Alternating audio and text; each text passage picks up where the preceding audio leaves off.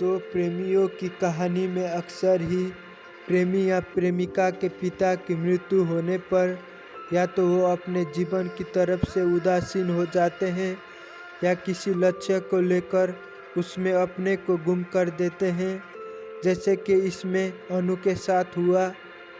घर में केवल बेटियां हैं तो अनु परिवार का पेट भरने के लिए आगे की पढ़ाई छोड़कर नौकरी करने लगती है।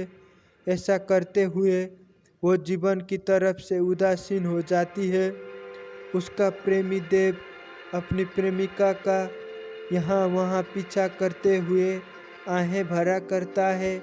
उसकी मन ही मन में पूजा करते हुए उसके आने जाने की जगहों पर चक्कर काटकर अपनी टांगें घिसा करता है।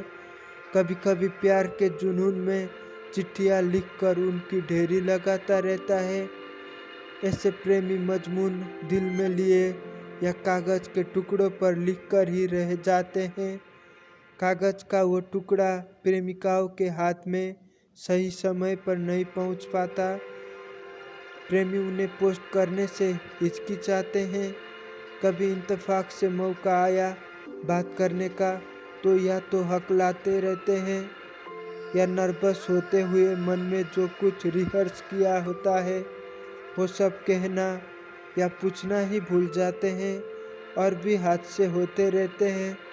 अगर प्रेमिका को संदेह हो जाता है कि कोई उसका पीछा करता है तो डर से या घबरा कर उस लड़के से कन्नी काटने लगती है। और प्रेमिका या कभी अचानक सीन से गायब हो जाती है तो प्रेमी चिंता के मारे घुलता रहता है। हर समय घुट घुट कर जीता है लेकिन बेशर्मी से हर बात की खोज खबर रखता है, किंतु डरता भी रहता है कि कहीं मन की बात कह देने से जूते न पड़े या उसे जेल की हवा न खानी पड़े। और अगर कभी ऐसा हुआ कि प्रेमिका के दीदार ना हो पाए और उसका पता ठिकाना ना मिल पाए तो प्रेमी घबरा जाता है कि कहीं उसकी प्रेमिका की शादी न हो गई हो। प्रेमग्रस्त इंसान क्या क्या फितूर की बातें नहीं सोचता। यही सब इस कहानी के नायक देव के साथ होता रहा। एक ऐसा प्रेमी जो मन में ही बातें सोचकर छटपटाता रहता है लेकिन अपनी प्रेमिका से कुछ कह नहीं पाता।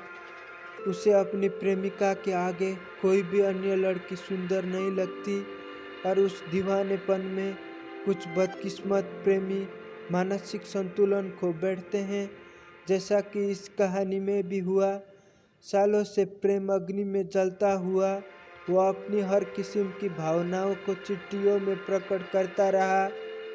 कुछ लोग किसी से प्रेम करते हुए जीवन भर ऐसे ही घुटते रहते हैं, अतीत की यादों के नशे में ही धुत रहते हैं। ये नहीं कि जो बीत गया सो बीत गया, अब आगे की सुधि ले। देव कल्पना में ही अनु से इश्क लड़ाते हुए अपनी प्रेम पीड़ित भावनाओं को चिट्ठियों में लिखकर ढेर लगाता रहा, किंतु उन्हें पोस्ट करने की हिम्मत ना कर पाया।